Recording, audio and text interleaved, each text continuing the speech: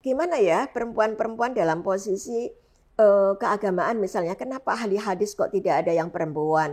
Dibantah sama Gus Dur gitu. Saya berelasi dengan istri saya gitu. Iya, sama-sama punya power gitu. Dalam konteks tertentu makna ar-rijalu qawwamuna 'alan nisa, qawam kadang-kadang saya, kadang-kadang istri saya sebagai qawam.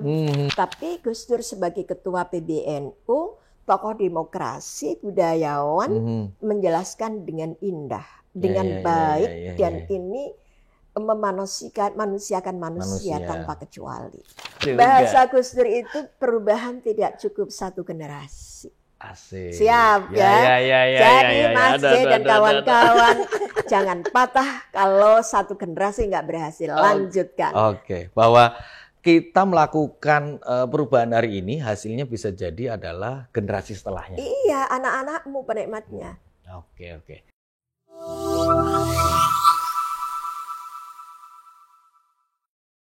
Assalamualaikum warahmatullahi wabarakatuh. Halo teman-teman, kita kembali di podcast Jejak Gus Dur. Nah, sekarang kita bareng sama Mbak Nyai Mas Ruha, atau biasa kita panggil beliau dengan Mbak Ruha. Beliau adalah aktivis perempuan, dan saya kira nggak hanya aktivis perempuan, beliau juga adalah ulama perempuan. Selamat datang. NU juga loh. Ya itu juga. Iya, jadi kalau kultural. Ulama perempuan berarti kan ada juga kaitannya sama NU, sama pesantren dan tentu. Lainnya, Mbak Ruha. Selamat datang Mbak Ruha. Selamat sore, siang agak sore. Terima kasih. Terima kasih. Saya bisa silaturahmi ke Gria Gus Durian. Oke, ya ini tempat kami apa adanya. Kita ngobrol-ngobrol tentang Gus Dur karena informasi yang kami dapat, Mbak Ruha adalah salah satu murid Gus Dur yang sering dicari Gus Dur, apalagi kaitannya terkait isu perempuan. Nah, karena itu juga yang membuat kami melacak. Oh iya, ternyata nggak heran kalau Mbak Ruha aktif di mana-mana gitu ya. Dari mulai zaman muda kali ya sampai kemudian muda sekali sekarang gitu kan. Semangat muda terus. Terus aktif gitu. Saya aja yang muda aja. Namanya ini juga kebangkitan. Nah itu. Mbak semangat sekali, ya Allah, ya Allah. Masa saya nggak malu sama Gus Dur sebagai guru saya. Nah kan gitu. Itu juga.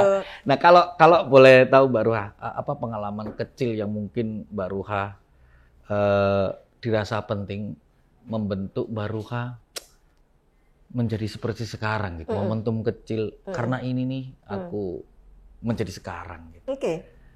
Jadi saya hidup di lingkungan pesantren. Saya di kampung di Tayu, Pati, Jawa Tengah. Kakek saya salah satu awan pertama Nahdlatul Ulama. Nah, nenek saya, guru ngaji saya gitu ya, selalu bilang, dan bapak saya sendiri, jadilah kamu orang yang berguna bagi sekitar Anda. Tidak pernah bilang kamu harus menjadi A, B, atau C. Tapi berguna itu artinya bermanfaat, memberi maslahah kepada siapapun tanpa kecuali. Nah, konteks ini tidak yang kemudian saya pegangi. Jadi ketika saya pelan-pelan gitu, masa remaja, ketika ada persoalan-persoalan yang tidak tepat, ya saya pasti menyuarakan isi hati gitu. Karena ketika di sekitar kami gitu ada soal-soal yang tidak sesuai dengan prinsip yang diajarkan oleh agama saya, Islam yang katanya ini sebagai rahmah tanpa kecuali, ya saya mesti bicara baik pada orang tua, kepada keluarga maupun kepada guru-guru saya gitu. Termasuk yang membentuk saya sebagai aktivis itu ya ketika misalnya saya sebagai anak perempuan, anak pertama nomor 4 dari 7 anggota keluarga gitu. Ya ketika misalnya ibu saya dulu melihat saya perempuan kadang-kadang nggak diajak bicara untuk mengambil keputusan. Saya sudah ngomong tuh saya punya trik. Siapa ya di antara kakak kami yang paling dekat dengan ibu saya? Saya curhat. Kenapa beliau melupakan kami sebagai anak? Saya kan juga punya hak untuk bicara gitu. Tapi kakak saya mendialogkan. Jadi pelan-pelan persoalan rumah itu ya pelibatan perempuan itu sudah terjadi sejak saya kecil, tapi saya awalnya protes karena saya diajari ketika ada sesuatu nggak tepat ya harus bicara gitu. Wah, jadi aktivis dari rumah berarti. Dari rumah lobby itu dari rumah Mas. Lobby itu bukan di ruang negara, bukan di rumah. Mulai dari rumah untuk negara kan kira-kira gitu. Betul. Iya. Nah ini yang kemudian Mbak Ruha akhirnya juga terus terasah soal bagaimana respon yang tidak sesuai, memberi respon gitu ya, sampai kemudian menjadi dewasa, remaja gitu. Nah, di daerah mana Mbak Ruha terbentuk aktivisme mulainya itu? Saya jadi aktivis terbentuk dalam konteks bagian dari gerakan sosial ya di kota ini. Saya di Jogja. Kota Jogja ya. Jogja. Saya mulai ya menekuni itu di pergerakan, meskipun masa SMA saya di Kudus itu sudah aktif, juga di organisasi pergerakan remaja waktu itu IPPNU lah kira-kira gitu ya, karena konteks kultural kami Nahdlatul Ulama. Kemudian ketika saya kuliah sudah biasa dideketi langsung oleh geng-geng PMII gitu, dan saya menapaki dari situ. Saya kira-kira saya semester 4 apa berapa ya sudah mimpin fakultas gitu. Rayon berarti ya. Ketua Kopri gitu rayon. Saya lewat tidak langsung ke komisariat, saya langsung menanjak ke ketua cabang Kopri. Jadi saya seingat saya semester hitungannya itu semester 7 kali ya. Itu saya sudah ketua cabang. Waktu itu cabang itu membawahi tidak hanya UIN, tapi seluruh kampus di DIY sebelum pisah antara Sleman dan Jogja gitu. Jadi ya mimpin UGM, IKIP, UII, dulu masih IKIP gitu, UPN, selain UIN sendiri dan beberapa kampus. Nah, saya waktu itu ketua PMII-nya Mas Imam, saya koprinya, meskipun berjarak saya di ketua kopri cabang itu saya tidak hadir dalam konferensi. Jadi pakai strategi formatur. Salah ketua formaturnya almarhum Mas Fajrul Falah. Nah, ada sejumlah anggota yang dicalonkan. Sesungguhnya ada beberapa calon itu kakak-kakak kelas saya, tapi saya yang paling kecil di masa itu. Tapi mungkin dinilainya, yang menilai kan orang lain nih. Saat saya mimpin fakultas dianggap itu berhasil, maka saya dipaksa, bahasa saya dipaksa sampai saya mendiskusikan, saya menolak berkali-kali, tetap sampai ada lobby ke keluarga. Jadi saya bilang Mas Imam itu datang ke Tayu ke rumah orang tua saya, nembung kayak orang mau nikah, nembung saya harus mau jadi ketua kopri gitu itu. Jadi minta izin bahasanya gitu. Jadi perdebatannya dengan kakak saya waktu yang terima sampai mendialogkan agama aja nggak boleh memaksa la ikraha fiddin. Itu keluar kata-kata itu. Tapi karena konteks kasihan kadang-kadang sampai 3 bulan lebih, akhirnya saya ya sudahlah karena saya kasihan, organisasi nggak bisa dibiarkan, saya pelan-pelan urus itu. Ambil peran itu ya? Ambil peran PMI. Karena Kopri ini juga ruang strategis, karena perempuan-perempuan ini juga harus memiliki gitu otoritas atas dirinya. Ketika menjadi mahasiswa, di masa-masa itu kan sering masih ini ya, kenapa misalnya butuh ada penguatan Kopri secara khusus meskipun sekarang juga terjadi karena memang situasi politik budayanya beda. Jadi penempatan perempuan Kopri itu ya urusan domestik masih ngelihatnya dulu gitu. Tapi memang akhirnya kita juga punya ruang kajian-kajian isu-isu perempuan, bagaimana perempuan itu paham betul dengan hak-haknya. Meskipun setelah itu kita mendialogkan dengan geng PMII karena ada ruang di situ gitu. Dan saya kira pola-pola gerakan ini saya tekuni sejak saya di kampus. Pasca saya ngurusi Kopri cabang, saya lalu dilamar sama dosen saya untuk menjadi pengurus LKPSM NU karena ngelihat saya sebagai aktivis. Nah, LKPSM itu apa, Mbak? Lembaga Kajian Pengembangan Sumber Daya Manusia Nahdlatul Ulama. Kalau yang sekarang namanya Lakpesdam ya berarti. Betul. Di pusat waktu itu juga Lakpesdam. Di Jogja pilihan namanya LKPSM. Dan Gus Dur juga menyetujui, memberi ruang, silahkan Jogja namanya LKPSM, Jakarta Lakpesdam. Toh kedua lembaga ini sama-sama semacam steering committee atau think tanknya Nahdlatul Ulama dalam kerangka isu-isu yang dibahas oleh NU, baik isu aswaja, isu apapun, biasanya dapurnya ya di Lakpesdam atau di LKPSM itu ya. Ya. Itu berarti zaman Gus Dur Ketua PBNU. Iya betul.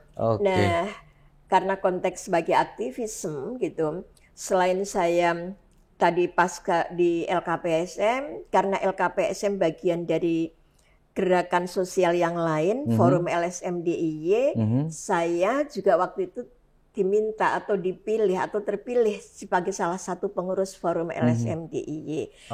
Jadi artinya saya sebagai perempuan yang secara kultural NU, tapi ini bergerak untuk semuanya karena prinsip Islam kan juga tidak untuk satu kelompok. Jadi ruang-ruang ini sudah saya lewati gitu, dan ketika di Forum LSM juga ada kelompok-kelompok lintas iman cukup banyak, dan ketika di LKPSM kami juga punya kerja-kerja dengan Intervidi juga waktu itu gitu. Termasuk berarti isu perempuan dan agama. Itu di tahun 80-an akhir 90-an awal. 90-an awal ya. 90-an awal LKPSM DIY, kemudian Mbak Ruha saya masuk LKPSM itu diminta kira-kira akhir 89 itu ada seminar teologi pembangunan. Saya masih pupuk bawang.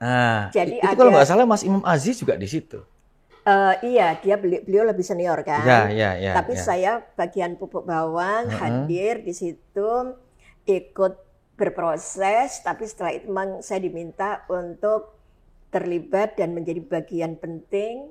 Lalu pimpinan saya waktu itu Pak Masyur Amin, coba Mas Ruha tulis proposal sesuai dengan kapasitas Anda. Ya karena saya concern di isu perempuan, ya pasti saya menulis terkait dengan isu-isu perempuan dong. Selain saya juga sudah aktif di Fatayat NUDI waktu itu, gitu. Nah di LKPSM ini saya mencoba menulis proposal tentang perempuan dalam percakapan agama-agama dan pembangunan. Nah, kami sudah punya kajian rutin itu tahun 91 gitu. Nah, tahun itu sesungguhnya secara nasional itu belum bicara soal gender mainstreaming. Nah, ketika kita ngomong secara internasional gitu ya, LKKNU Pusat Pak Rozi Munir zaman itu hadir di Konferensi Internasional Kependudukan dan Pembangunan ICPD di Kairo itu 94. Itu juga bicara soal reproductive right, reproductive health gitu. Nah, di Jogja tahun 91 kami sudah menggelar kajian bulanan perempuan dalam perspektif agama-agama, dan kami juga konsultasi dengan Gus Dur gitu. Karena Gus Dur sebelumnya di teologi pembangunan 89 kan sudah biasa hadir di Jogja dan sinergi dengan kami LKPSM. Nah, karena ini isu perempuan, pimpinan saya memberi otoritas pada saya untuk misalnya negosiasi dan lobby kemana gitu. Ini proposal yang saya tulis dan itu saya presentasikan. Setelah itu saya harus cari duit sendiri. Coba bayangkan. Itu cara ngetesnya luar biasa menurutku. Berarti nggak hanya bikin proposal. Ya ini proposalnya mau kemana nih? Nah, kalau ngelihat konteks agama-agama kan basis referensi saya punya. Karena jurusan perbandingan agama saya kuliahnya kan gitu. Nah, saya ingat polanya Gus Dur itu ini guru, tetapi kalau saya bilang engar sosong tulodo eng matiyo mangun kuakar soto turi handayani itu Gus Dur banget gitu waktu itu. Jadi pimpinan saya bilang, Ruha kamu coba telepon ke Gus Dur. Ya, zaman itu saya di wilayah dengan posisi beliau di PB, saya diajari tanpa batas, tanpa jarak. Karena ketika saya komunikasi dengan Syuriah, NU DIY, Ketua Tanfid, itu sudah biasa. Jadi sebenarnya relasi setara itu ya saya berproses, masa di kampus, masa di Jogja. Dan ketika saya bicara dengan Gus Dur itu ya, saya telepon aja, Assalamualaikum Gus gitu. Saya dapat ini pesan nih untuk matur ke panjenengan.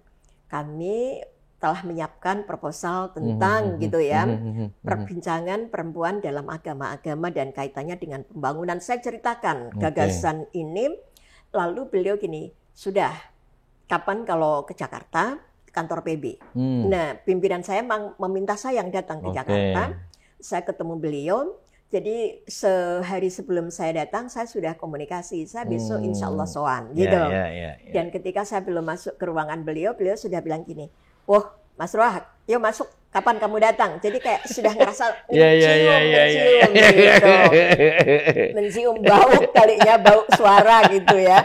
Nah terus yang saya bilang gini, ini saya harus lobby kemana ya Gus? Saya bilang, ini saya dapat tugas ini. Sudah, kamu besok ketemu ke Jasinur Sirait. Itu koordinator programnya Kanada Fund di masa itu. Saya nggak tahu orangnya seperti apa gitu.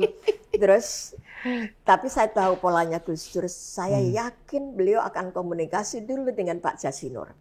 Jadi saya ketika ketemu, itu beliau sudah enak sapaannya ramah gitu. Oh Anda Mas Ruha, iya gitu. Terus dibaca proposalnya, kita diskusi pendek.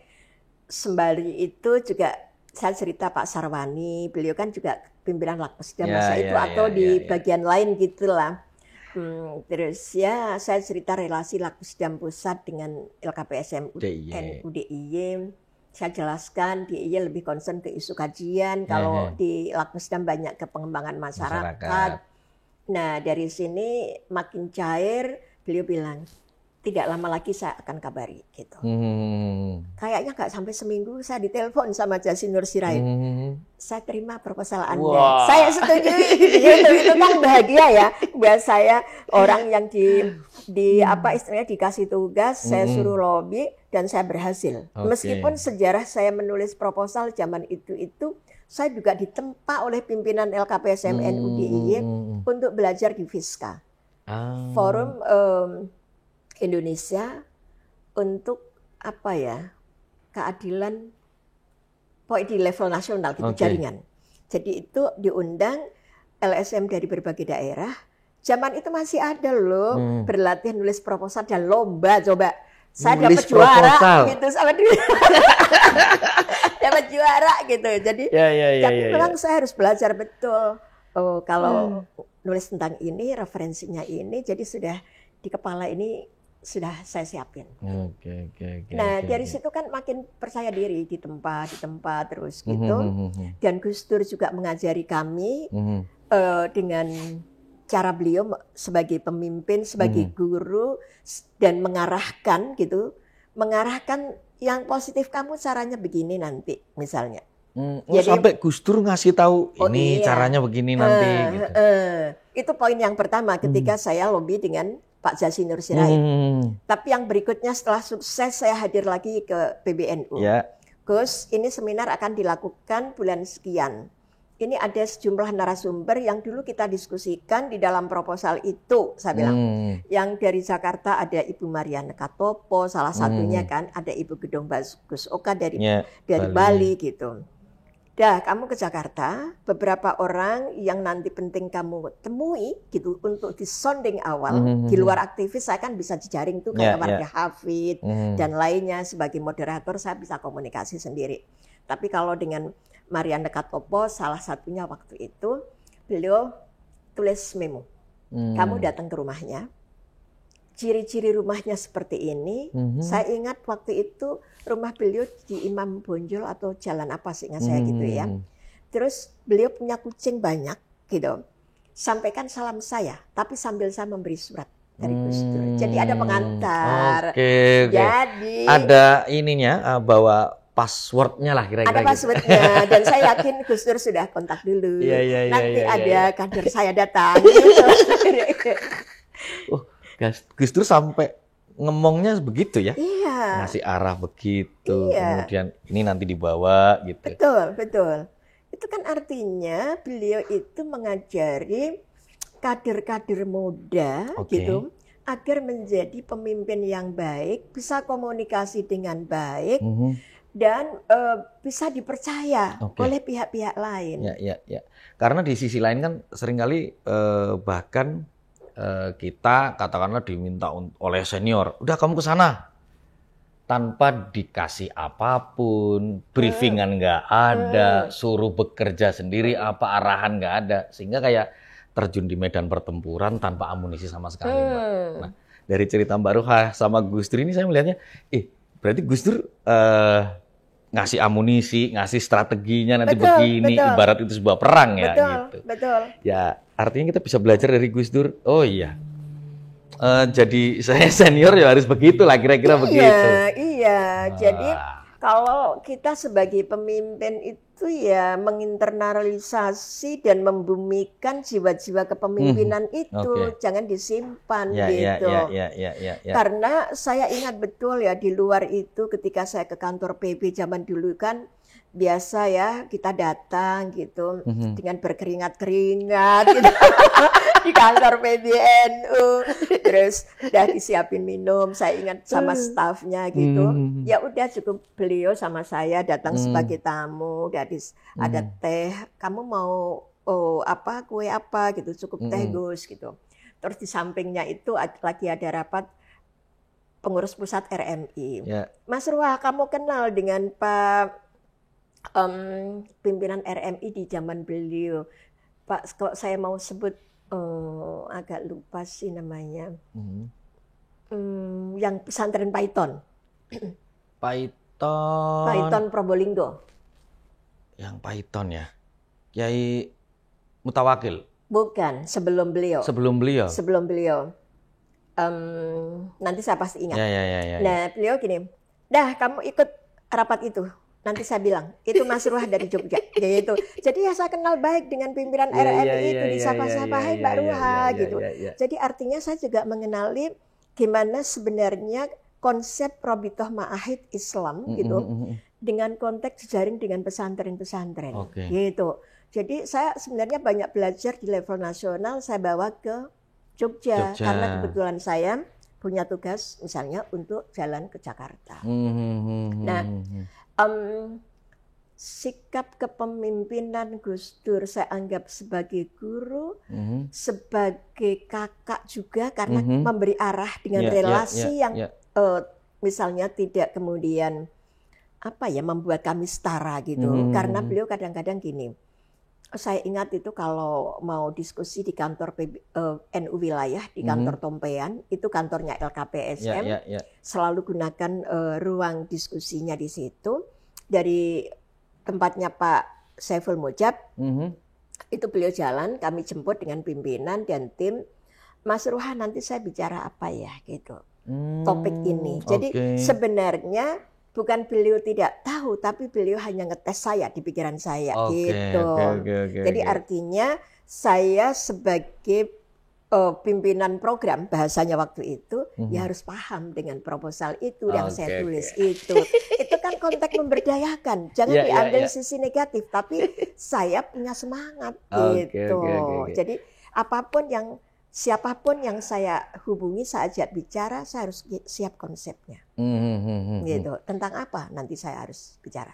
Berarti sampai Gus Dur bertanya begitu ya, gitu, ketika mau ngisi seminar gitu. Nah, kalau menurut Mbak Ruha, sejauh mana sih peran Gus Dur di isu perempuan, terutama dengan apa yang pernah dikerjakan bareng sama Mbak Ruha? Selain soal cerita tadi sebagai seorang pemimpin, kakak, dan yang lainnya memberi banyak arah. Tapi kalau di isu perempuannya sendiri gimana ini yang belum banyak tergali juga? Karena kami waktu itu temanya soal perempuan dalam percakapan agama-agama.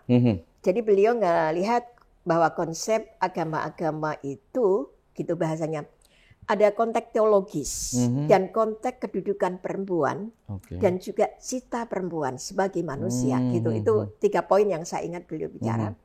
Jadi kalau kita bicara soal secara teologis bahwa beliau menyatakan ada agama-agama yang menuhankan perempuan itu seperti Hindu menuhankan Dewi Sri, Dewi Fortuna, misalnya gitu. Kalau Buddha kan ada Dewi Kuan Yin, itu kan lalu menuhankan perempuan. Ya konteksnya berbeda, meskipun beliau bilang begini. Dalam konteks Kristiani itu tapi kalau kita bicara Katolik itu ada Bunda Maria gitu. Itu kan menuhankan. Meskipun dia adalah agama yang sama-sama turun gitu, ada di dalam konteks Al-Quran misalnya gitu. Tapi kalau kita bicara Islam dan Yahudi, bahasa beliau itu waktu itu, melihat laki-laki dan perempuan itu sama, tidak ada yang dituhankan, tetapi manifestasi Tuhan itu ada pada manusia. Bagaimana manusia bisa menjalani pesan-pesan yang terkait dengan sifat-sifat Allah, kan gitu.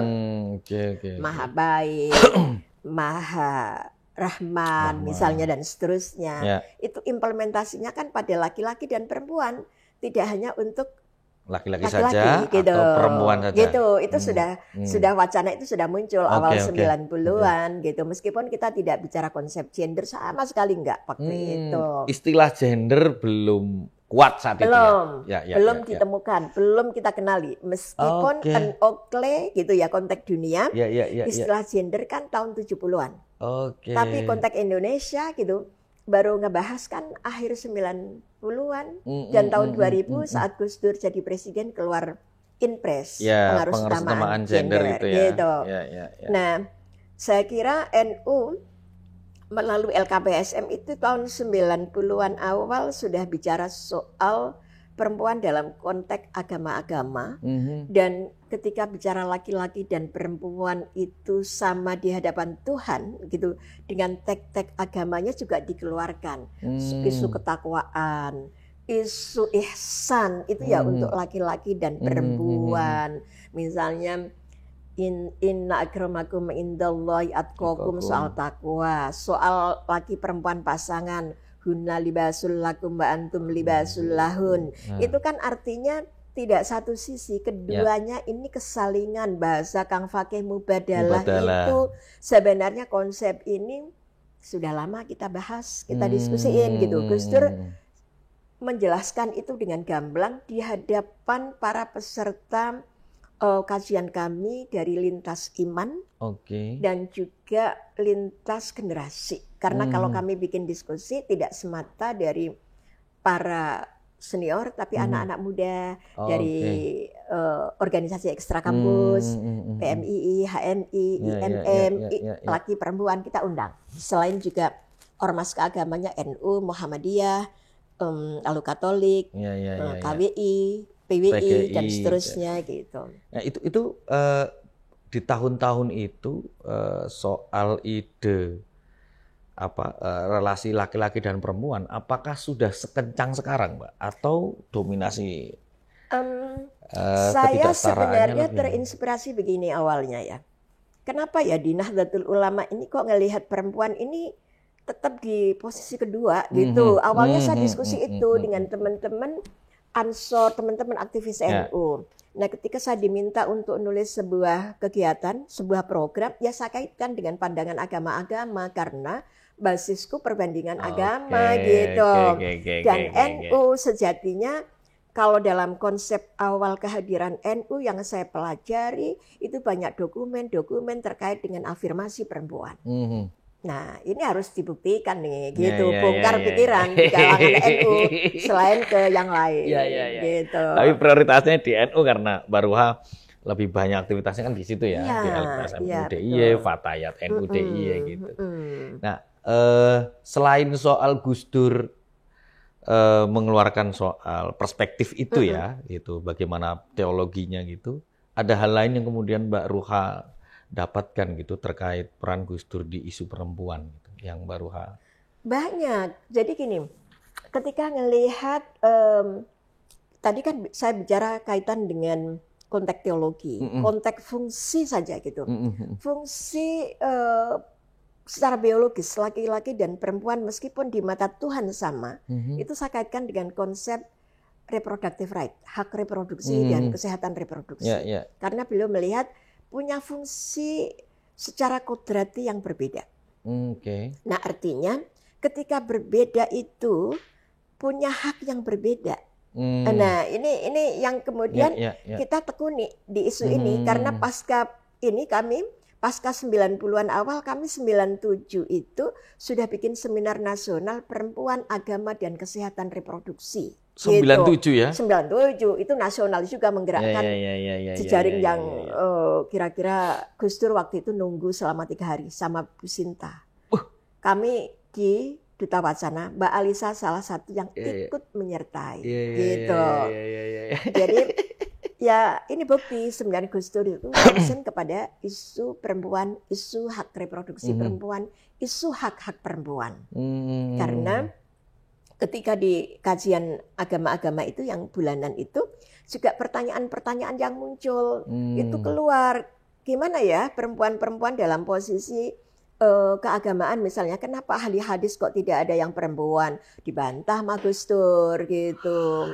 Siapa bilang gitu, ini kan soal konstruksi, ini soal kebiasaan Indonesia dan di negara-negara lain yang masih memposisikan laki-laki sebagai pihak yang lebih otoritatif gitu. Tapi gurunya Kiai Hasyim Asy'ari beliau bilang itu perempuan guru hadis dari India, itu dijelasin yang gitu-gitu itu. Artinya kan sebenarnya kita punya semangat lain. Oh iya ya, terus cerita tentang Aisyah, tentang Khadijah kan gitu. Beliau ceritakan itu, bahkan beliau begini, saya berelasi dengan istri saya gitu. Iya, sama-sama punya power gitu. Dalam konteks tertentu makna ar-rijalu qawwamuna 'alan nisa, qawam kadang-kadang saya, kadang-kadang istri saya sebagai qawam. Jadi itu ruang dialog di sini. Enggak kaku. Islam itu gitu digambarkan yang dinamis, yang tergantung konteksnya. Itu udah dibongkar pikiran-pikiran di masa itu 90-an. Tahun 90-an ya. Gitu. Di tengah juga represi pikiran negara yang terus harus hadir di masyarakat. Waktu itu kan masih konsep iblisme negara. Kalau konteks negara, soal PKK, Dharma Wanita, itu kan 70-an sampai era reformasi. Tapi karena kegelisahan kami, saya pikir NU, Muhammadiyah, di kelompok-kelompok ormas keagamaan yang lain, ya mungkin ini juga ada imbas dari konsep iblisme negara, selain budaya laki-laki yang masih mendominasi, tafsir yang masih beberapa misoginis, mungkin begitu. Padahal Islam tidak begitu. Gitu. Tapi Gus Dur sebagai ketua PBNU, tokoh demokrasi, budayawan, menjelaskan dengan indah, dengan baik, dan ini memanusiakan manusia tanpa kecuali. Dan bisa diterima di banyak kalangan pada akhirnya. Iya betul, bisa cerita agama-agama lain, cerita Islam, cerita keluarganya. Itu kan bagian dari saya bilang makna lobby bergaining, contoh itu dari rumah. Gitu. Menarik. Nah, dari situ kan kita jadi banyak belajar di Gus Dur, Mbak. Mbak Ruha juga gitu. Dan tentu kalau kita melihat ketika Gus Dur jadi presiden, kebijakan soal kesetaraan juga kelihatan. Nah, sampai kemudian Gus Dur wafat nih, Mbak. Gitu. Gus Dur wafat. Nah, kalau menurut Mbak Ruha, apa yang penting kemudian perlu kita lanjutkan pasca Gus Dur gitu. Gus Dur sudah nggak ada gitu. Dan apa yang terjadi situasi kebatinan Mbak Ruha ketika Gus Dur itu nggak ada, ini terus gimana gitu? Ya, kita jangan meratapi, harus bangkit kan gitu. Tapi karena Gus Dur gini, ketika beliau jadi presiden tahun 2000 itu ya kira-kira ya, selang 99 2000. Saya mau mengingatkan lagi di Jogja itu juga pernah bikin seminar yang perempuan, agama, dan kesehatan reproduksi. Itu kan soal hak asasi bangetnya perempuan gitu. Itu dibahas, Gus Dur menemani dengan sungguh karena selama 3 hari meskipun beliau tidak posisi pembicara, tapi menemani istri dan anak-anak karena di situ lintas iman kumpul, para tokoh-tokoh kumpul gitu. Nah, kalau saya bilang Duta Wacana ini tempat yang saya kira orang lain bisa mengatakan subhat karena di tempat non-muslim. Karena saya sempat ditegur gitu oleh kiai saya gitu. Kenapa di situ gitu? Saya dipanggil secara khusus. Ya, itu biasa dan saya berani menjawab, ya saya belajar dari Gus Dur. Perubahan itu juga pelan-pelan, tidak langsung tiba-tiba gradual gitu ya. Dan kita harus sabar. Penolakan-penolakan itu sangat mungkin terjadi. Dan beliau dulu selalu kasih contoh bagaimana Imam Al-Asy'ari dipandang musyrik gara-gara misalnya beliau berdakwah terkait dengan sifat-sifat Tuhan gitu, sifat-sifat Allah gitu. Saya kalimat-kalimat pendek Gus Dur itu saya cerna gitu. Oke. Saya sebagai kader, sebagai murid, sebagai santri, saya harus bisa memastikan itu gitu ya. Kita jangan takut gitu. Jangan takut ketika ada perbedaan-perbedaan karena Islam itu rahmatan lil alamin. Pola-pola kayak gitu, rahmat itu dinamika gitu, dinamis. Nah, dari sini itu juga ada persoalan, tidak mudah sebenarnya membuat perubahan. Tapi saya punya backup, Gus Dur misalnya salah satunya gitu sebagai ketua PBNU, sebagai yang dipercaya oleh siapapun, ulama-ulama meyakini dan mempercayai beliau. Ini tapi sebagai pegangan selain saya di atas ya pada Allah pasti gitu. Nah, lalu ketika Munas Alim Ulama 97 itu kan masih periode Gus Dur memimpin PBNU ya, seingat saya. Itu kan juga keluar deklarasi di 99 itu Makanatul Mar'ah fil Islam. Posisi perempuan dalam Islam. Bagaimana perempuan boleh memimpin dalam konteks domestik, publik dan negara. Nah, itu 5 poin, di antaranya 3 poin itu dibahas meskipun NU, PBNU di muktamarnya tahun 60-an itu sudah membolehkan perempuan jadi kepala daerah atau kepala desa. Di tahun 60-an itu ya? Tapi kan yang namanya politik itu terus dinamis. Nah, sampai ketika misalnya selang pro kontra pasca reformasi, perempuan boleh nggak jadi presiden? Kita di Jogja mau bikin seminar perempuan boleh jadi presiden, itu Gus Dur termasuk support, boleh bikin kegiatan itu, gitu. Dan artinya kita punya semangat yang tinggi, yang kokoh karena ngerasa gitu, kita ada kok gitu yang kita jadikan referensi dan beliau siap gitu kalau ada sesuatu. Jadi artinya pemimpin itu harus siap badan dan pikiran gitu untuk memastikan yang di bawahnya, di lingkungannya itu juga tidak merasa sendiri ketika ada persoalan gitu. Tetap merasa aman kan gitu. Iya, merasa aman gitu. Dan Gus Dur berikan itu pada kami-kami. Secara khusus saya merasa kokoh dan kuat. Juga tidak lepas saya berproses dengan Gus Dur. Baik isu perempuan, isu demokrasi, isu keindonesiaan, dan seterusnya. Kalau tadi saya sempat singgung isunya Irsyad Manji yang tahun 2007 di Jakarta, kami bikin seminar bedah buku beliau tentang beriman tanpa rasa takut. Jadi karena ini isu yang debatable, isu yang sensitif, ya salah satu yang saya minta Gus Dur dong, gitu. Dan Gus Dur berkenan, tapi pas masanya beliau sakit dan pamit, ya sudah nggak apa-apa. Yang penting kan undangan beredar dan beliau menyatakan kehadirannya. Terus Gus Dur setelah Gus Dur ketika wafat, Gus Dur wafat, artinya kita menyadari betul jasa Gus Dur terkait dengan isu-isu kemanusiaan, isu perempuan, isu demokrasi. Ketika bicara demokrasi ya tiada keterwakilan tanpa dalam demokrasi itu harus ada representasi kan gitu. Nah, saya ya berproses dengan Gus Dur. Karena bicara soal pemilu kan isu demokrasi. Dan ini bicara soal isu kepemimpinan perempuan di level nasional juga dapat backup gitu. Logika-logika ini sebenarnya kami banyak berproses. Termasuk isu Mei 98, jangan salah loh.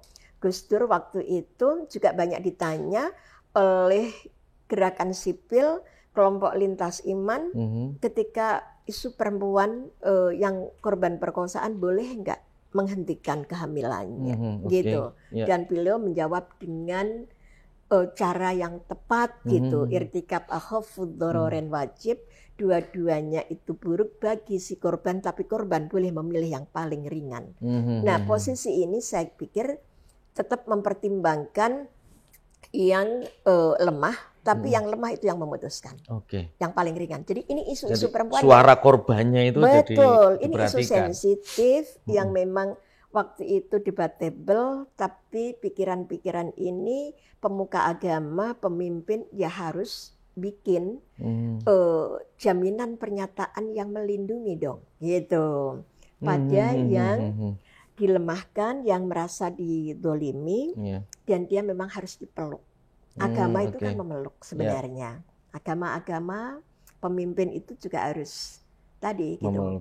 Memeluk. Namanya juga umatnya. Pemeluk agama, Mbak. Itulah pemeluk agama. Pemimpin ya harus memimpin siapapun kondisi umatnya gitu.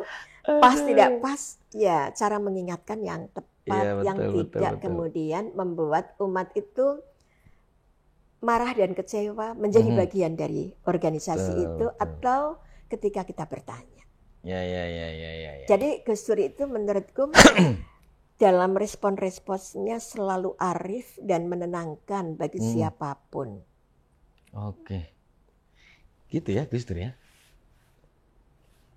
Di mata Mbak Ruha, Gus Dur kayak jadi sosok yang menarik. Kalau anak-anak muda hari ini ketemu Gus Dur, kira-kira mungkin Gus Dur jadi idola kali ya. Oh iya, idolanya masih panjang masa kan di dalam dokumen-dokumen itu kan bisa jadi idola. Membayangkan. Iya betul.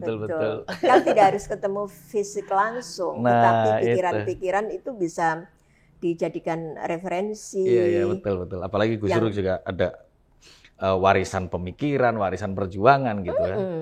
Dan juga yang tidak lupa adalah kader-kader dan sahabatnya yang banyak, salah satunya Mbak Ruha ini gitu. Dan integritasnya itu ditularkan. Kalau saya gitu. Gimana cara mengajari misalnya meyakinkan, memastikan saya ketemu pada orang yang saya tidak pernah ketemu, tapi saya dibekali surat tadi. Itu kan betul, bagian dari integrity sebenarnya.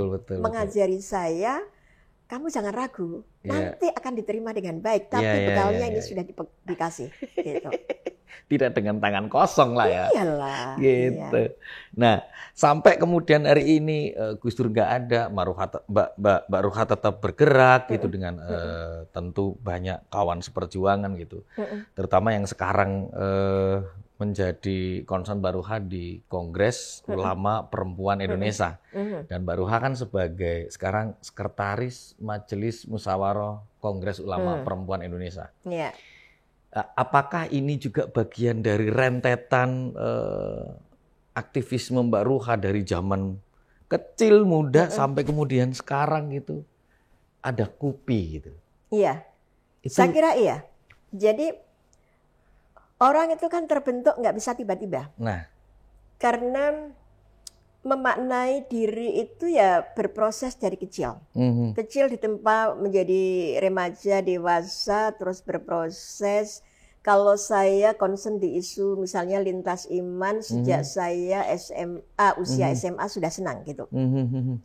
Akhirnya saya menekuni di kuliahnya, sampai akhirnya juga punya jejaring dengan kelompok lintas iman dengan kokoh, dan pikiran-pikiran isu-isu keagamaan ini saya juga diskusikan dengan beliau Gus Dur gitu. Nah artinya yang ini juga mewarnai tumbuh kembang saya dalam isu-isu pluralisme, keindonesiaan, kebinekaan. Karena bicara Indonesia tidak boleh satu kelompok. Ya. Di ruang-ruang manapun perbedaan itu suku, agama, ras, kelompok, lintas generasi, itulah Indonesia gitu. Jadi kalau ada penyeragaman tertentu sejak dulu Gus Dur juga nggak suka sebenarnya. Dan itu bagian yang kita terus suarakan. Dan kita berbeda dalam satu tempat duduk ya biasa kita. Yang penting kan pikiran kita gitu. Pikiran kita yang selalu dihargai publik itu ya pikiran. Karena saya ingat betul bagaimana ketika saya meletakkan waktu itu ya organisasi saya mengundang Gus Dur dengan Amin Rais. Beliau nggak mau datang. Ya kita hargai gitu. Tapi Gus Dur tetap dengan senyum, dengan cara beliau. Ya saya belajar banyak gitu. Ketika ada penolakan ya tetap kita tidak marah. Ada ruang mendialogkan gitu. Jadi yang menempa, yang mendewasakan, dan saya bisa banyak berproses dengan para laki-laki misalnya, yang ulama-ulama yang menolak saya menjadi pemimpin. Saya pernah kan di Jogja ditolak jadi ketua LKPSM atau LKK karena saya perempuan. Tapi berproses, tunjukkan dulu gitu. Ketika saya tunjukkan, oh saya mampu dengan kapasitas perjuangan, diminta sendiri akhirnya. Yaitu proses yang bahasa Gus Dur tadi, dalam konteks kultural, itu dikonstruksikan gitu bahasanya kan gitu. Laki-laki yang dianggap wajar dan tepat menjadi sosok pemimpin misalnya. NU dengan basis kultural mayoritas laki-laki, kalau dibilang LKK itu atau LKPSM NU itu rapatnya di pesantren-pesantren diantaranya dengan para kiai-kiai dan itu malam hari, kan tidak etis gitu. Konteksnya kan soal etis.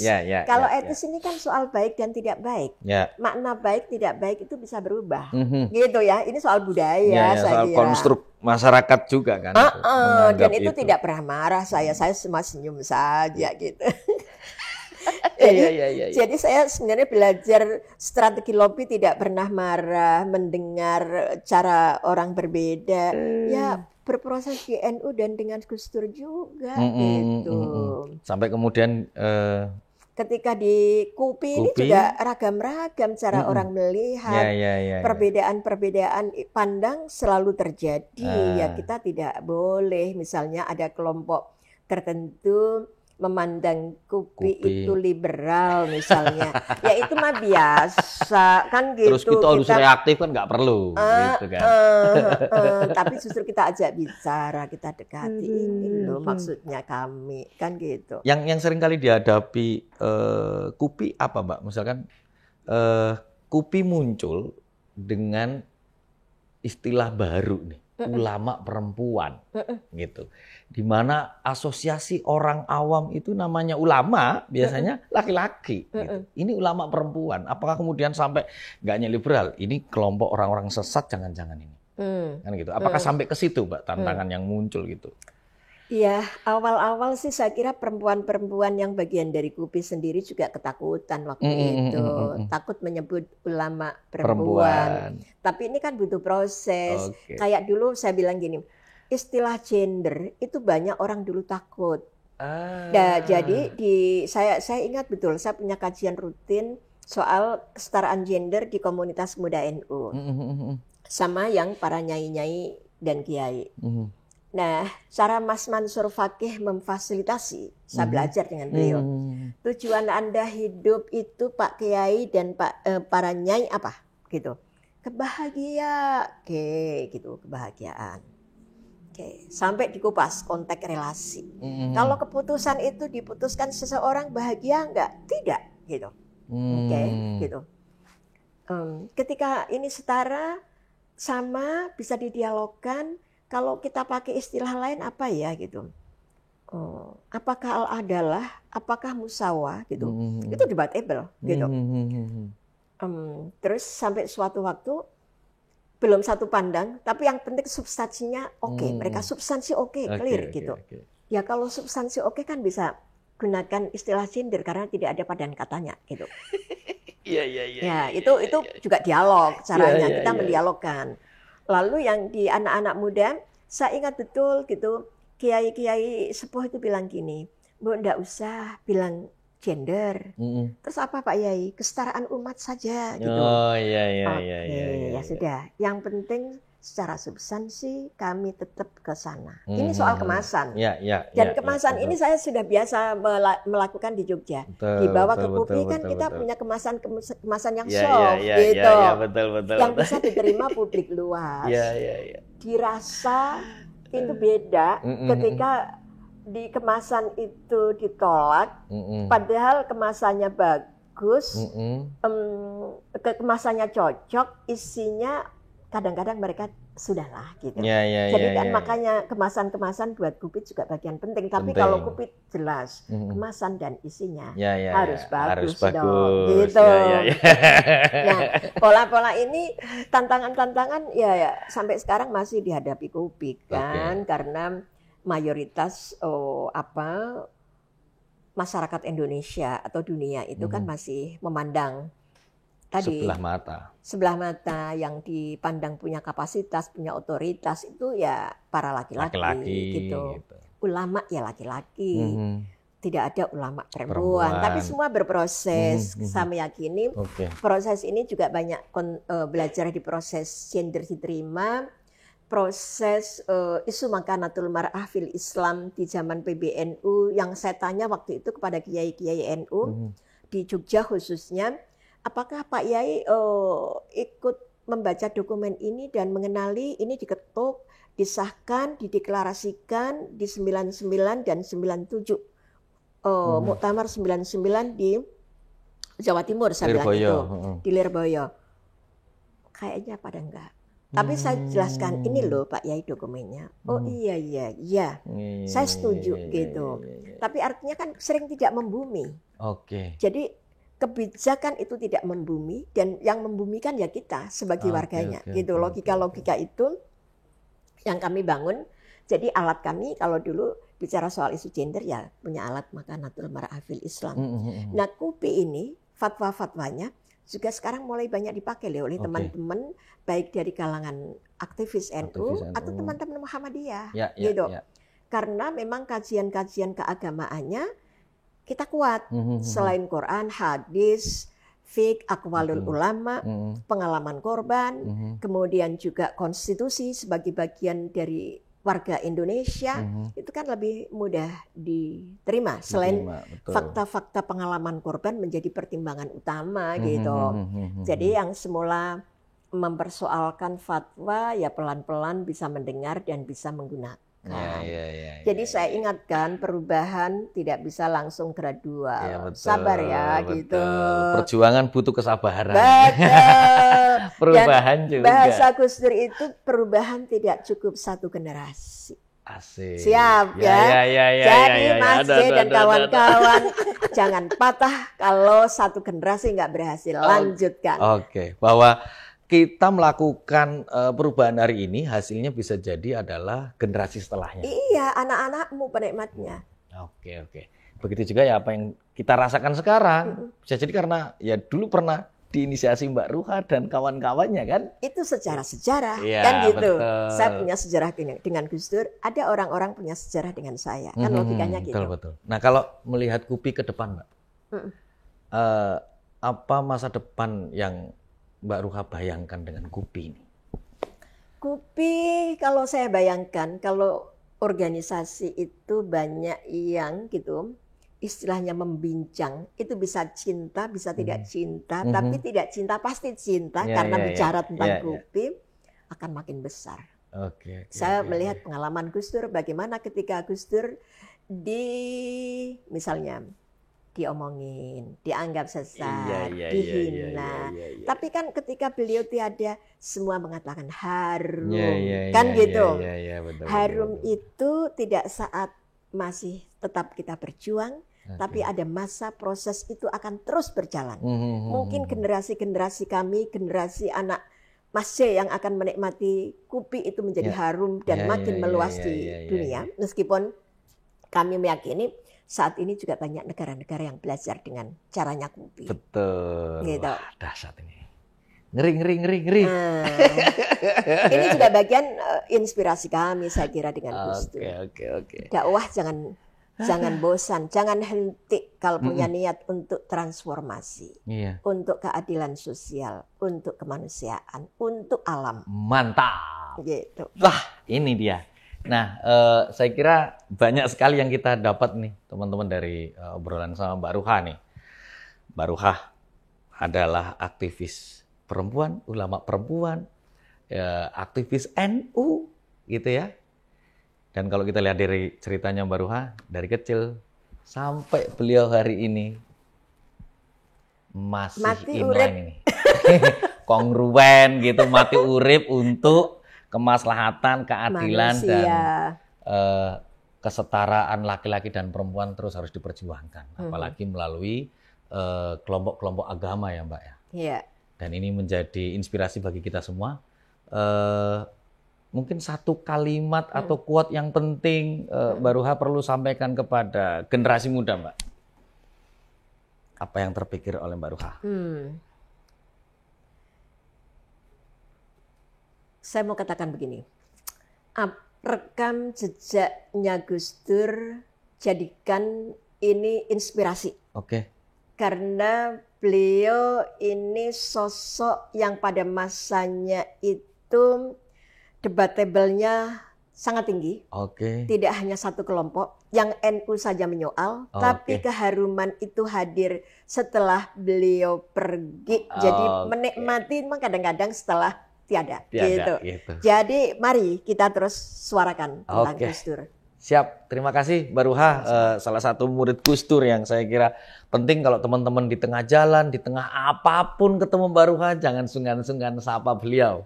Karena beliau adalah salah satu, ya kalau Mbak Ruha tadi mengatasnamakan melihat Gus Dur, kadang jadi kakak, kadang jadi gurunya, kadang jadi temannya gitu. Ya karena Gus Dur itu bisa menempatkan diri sebagai apa gitu ya Mbak Ruha. Saya kira itu teman-teman, sampai ketemu di podcast Jejak Gus Dur berikutnya. Gus Dur sudah meladankan, saatnya kita melanjutkan. Assalamualaikum warahmatullahi wabarakatuh.